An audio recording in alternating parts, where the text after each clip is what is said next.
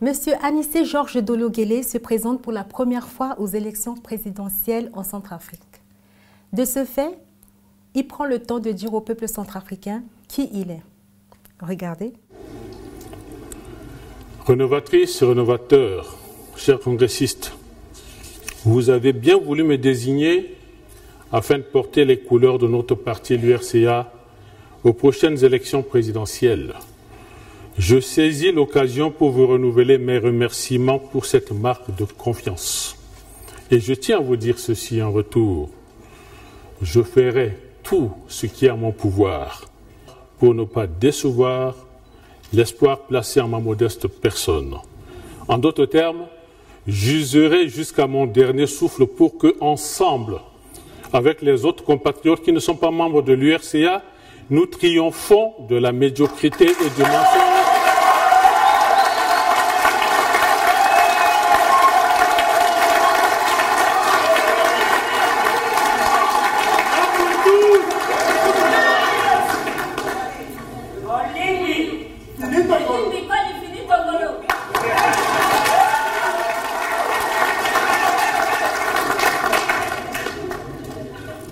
Vous avez voulu que je sois votre candidat? Oui.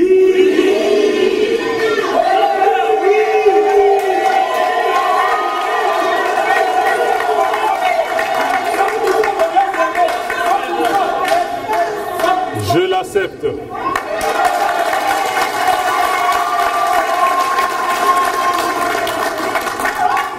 Et si j'accepte cette exaltante charge de représenter notre parti à l'élection présidentielle du 18 octobre prochain, c'est parce que cette sollicitation répond à des motivations collectives, mais également personnelles, construites par mon parcours politique et social depuis 1996. Vous vous souviendrez qu'il y a un peu plus de 3 ans, en 2012, aux obsèques de feu le président Félix Patassé, j'annonçais solennellement que je rompais le silence que je m'étais imposé depuis mon départ de la primature le 1er avril 2001. C'était ma manière à moi d'annoncer à mes compatriotes et à la face du monde que j'entrais enfin en politique. Jusque-là, j'avais fait de la politique presque par effraction. Au détour de responsabilités ministérielles et gouvernementales résultantes du choix discrétionnaire du chef de l'État et de lui seul. J'ai ainsi pu exercer les plus hautes fonctions de l'État parce que mon profil était celui d'un technocrate issu de la société civile, en qualité de fonctionnaire international de la Banque des États de l'Afrique centrale. J'ai été successivement ministre des Finances et du Budget, puis Premier ministre, chef du gouvernement, cumulativement avec les fonctions de ministre de l'économie, des finances et de la coopération internationale entre 1997 et 2001. Le contexte politique était des plus difficiles. Une majorité parlementaire d'une voix, avec un président élu contesté par une grande partie de l'armée, façonné par son prédécesseur, des mouvements sociaux plus ou moins instrumentalisés par des forces politiques d'opposition et une classe politique figée dans des postures hostiles à la recherche du compromis. Ma trajectoire familiale et sociale m'ont imposé très tôt cette attitude de tempérance et de main tendue que d'aucuns qualifient parfois de faiblesse. Mais je l'assume. Je suis issu d'une union avec des oncles et des tantes à cheval sur au moins 3 préfectures, Luampende, Luam et la Basse-Koto. J'ai moi-même fondé une famille et mes enfants ont à leur tour des oncles et des tantes sur au moins 2 autres préfectures, la Lobaye et la Ouaka. Que dire de mes autres frères, aux liens tissés dans l'amitié et la fraternité des bancs de l'école et des activités professionnelles qui très souvent sont originaires d'autres préfectures de notre grand et riche Centrafrique. Je laisse aux historiens le soin de présenter et caractériser cette période de mon apprentissage politique par le sommet de l'État. Mais cette trajectoire, je voudrais d'abord rappeler qu'elle a été le fil conducteur de mon action gouvernementale. La recherche de l'ouverture politique pour une gestion apaisée. Le renouvellement et le rajeunissement des cadres au niveau du gouvernement et des administrations. L'assainissement des finances publiques, la restauration de l'autorité de l'État, et j'en passe. Nous avons œuvré à reconstruire et à consolider les fondamentaux de notre économie qui étaient à la dérive. Les gouvernements qui nous ont succédé ont ainsi pu bénéficier de cette action d'assainissement.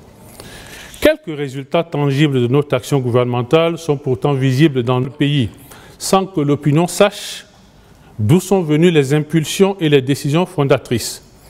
Je citerai seulement, et très modestement, 3 réalisations qui font la fierté de notre capitale. L'hôtel Ledger, où nous sommes. Le stade de 20 000 places, où nous avons tenu notre congrès. Tout ça, ça a été sous l'impulsion des gouvernements d'Olo Guelleh.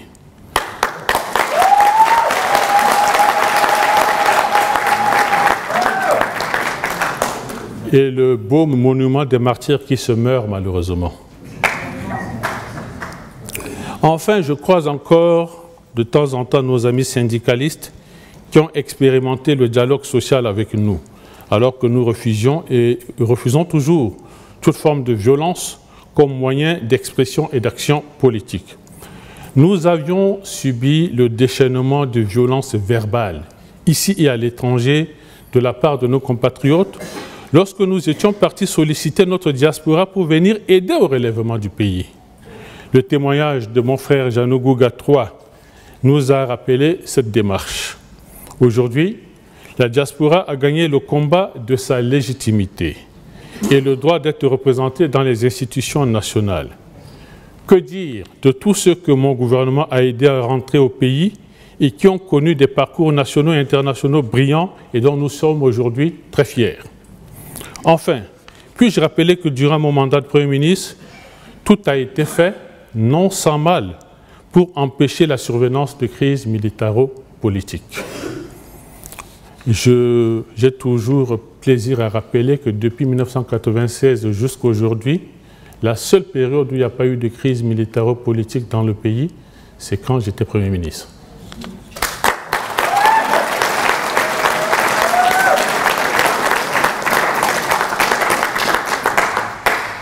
Le débat électoral à venir permettra d'approfondir tous ces points et de répondre efficacement aux mesquines rumeurs et aux maladroites tentatives de manipulation par des adversaires politiques qui pêcheront à entretenir un véritable débat d'idées.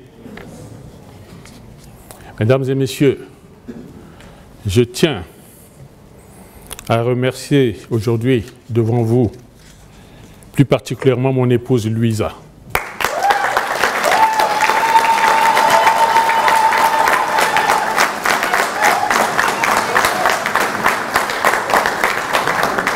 Elle accepte enfin que je me lance en politique.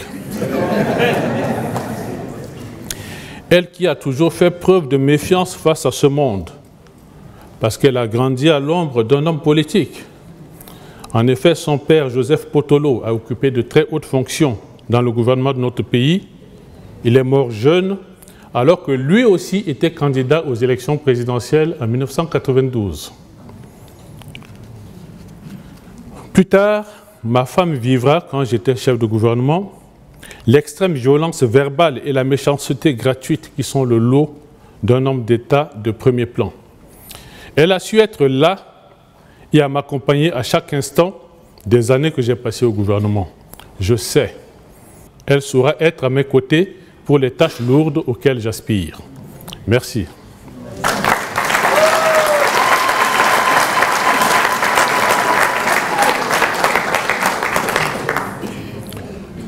À ce stade, mesdames et messieurs, il est un devoir pour moi de saluer la mémoire de Ange-Félix Patassé, ancien président de la République, qui m'a mis le pied à l'étrier. Dans ce bas monde, chaque homme doit son ascension politique à quelqu'un d'autre. Maintenant, à chacun de saisir sa chance et d'imprimer sa marque dans l'histoire. Dans mon cas, Ange Félix Patassé a repéré un jeune qui n'avait même pas 40 ans, qui n'était ni son parent, ni un militant de son parti. Il l'a nommé ministre des Finances, puis Premier ministre. Par la suite, il l'a envoyé diriger une grande banque sous-régionale. Je me souviens qu'une semaine après ma nomination comme chef de gouvernement, le président Patassé s'était agacé de mes incessants appels téléphoniques pour demander ses instructions.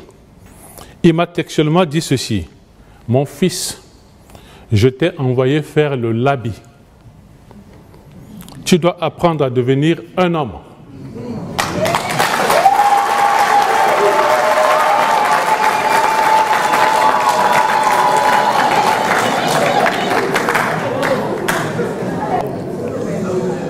En effet, le labi, dans certaines ethnies du nord-ouest de notre pays, est une initiation très éprouvante, destinée à faire rentrer des adolescents dans le monde des adultes. Mon labi a été très dur, mais j'ai tellement appris que je peux maintenant affirmer aujourd'hui qu'à 58 ans, je suis un homme.